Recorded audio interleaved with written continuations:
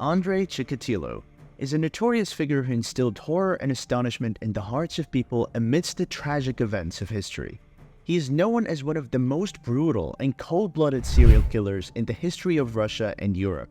This video takes us on a deep exploratory journey into the mind of this killer, whose name was written in letters of blood and terror on the pages of history.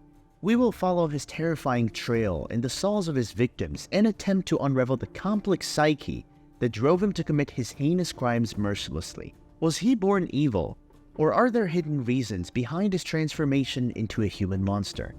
Together, we will examine real events and facts about Chikatilo's crimes, which will provide us with a vivid and thought-provoking image of the extent to which social and psychological circumstances can shape individuals' personalities, whether for the better or for the realm of human evil. Andrei Romanovich Chikatilo was born on October 16, 1936, into a poor family in a village in eastern Russia. He suffered from hydrocephalus of birth, which caused him health problems later on.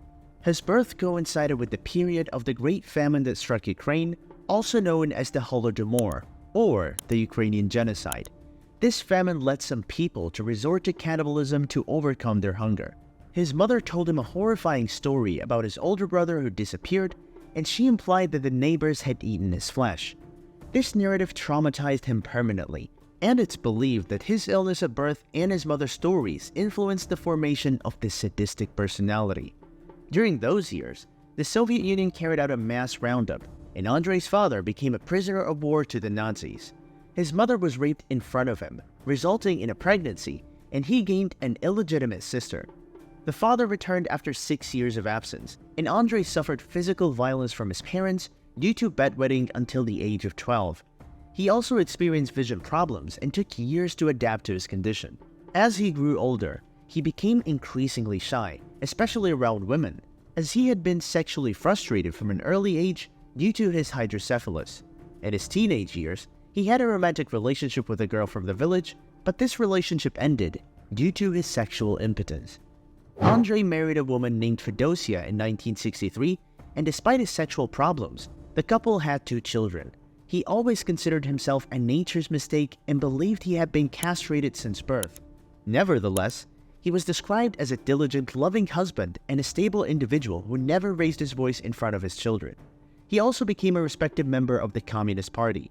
His criminal persona began to emerge in 1978 on a street in the city of Rostov, Russia. He spotted a young girl named Lena, who was 9 years old, walking alone. Chikatilo approached her and lured her to his house in a friendly manner.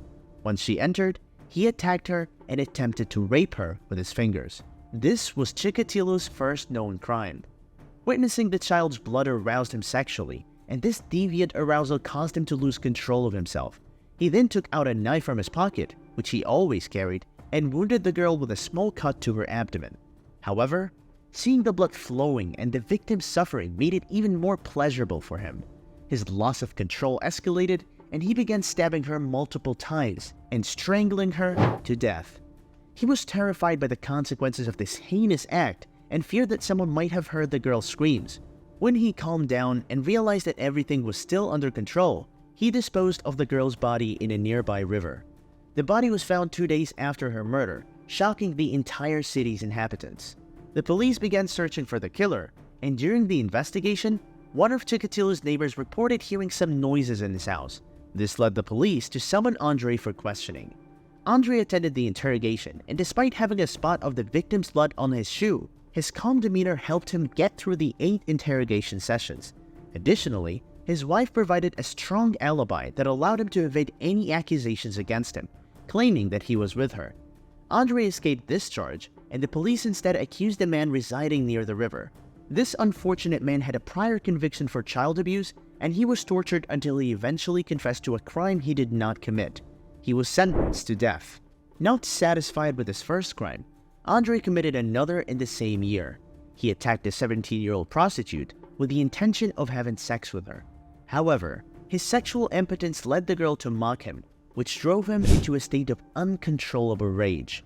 He brutally killed her by strangling her, cutting her throat, and mutilating her breasts. He even ate her nipples to experience sexual arousal once again. With this crime, Chikatilo realized that committing murder and inflicting harm represented the ultimate sexual act for him, providing the highest level of arousal. He decided to add more and more victims to his list over time. His third victim was a 13-year-old girl whom he abducted from a town. He stabbed her approximately 40 times and mutilated her eyes. This method became a signature feature of his crimes.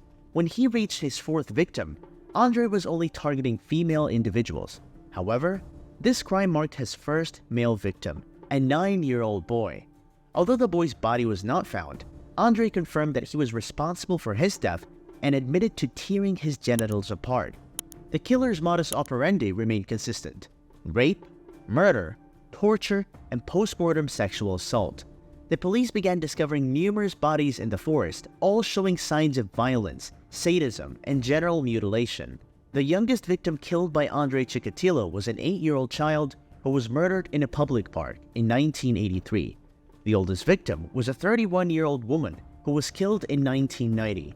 Chikatilo killed and sexually assaulted at least 52 people, both boys and girls, between 1978 and 1990. His methods involved killing his victims while engaging in sexual acts with them to exert control over them. He would strangle or stab them and gag them to prevent them from screaming.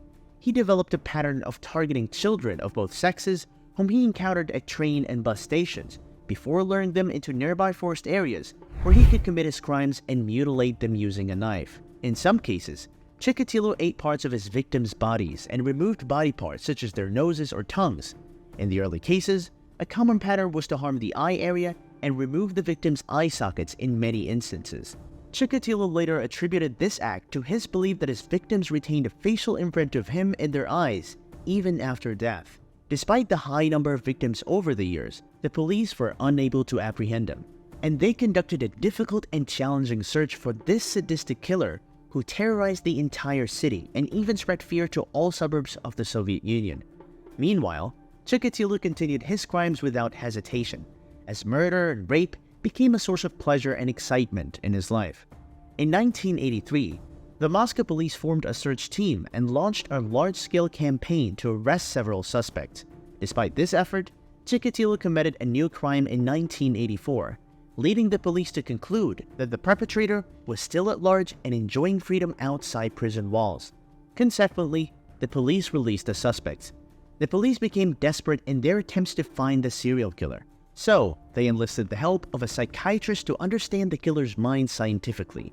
The doctor provided them with some characteristics of the killer's personality based on the information provided, such as approximate age and social status. The police distributed a bulletin with Chikatilo's personal characteristics, not just his appearance, to the investigators. Chikatilo followed the news related to his crimes and began committing crimes outside that town.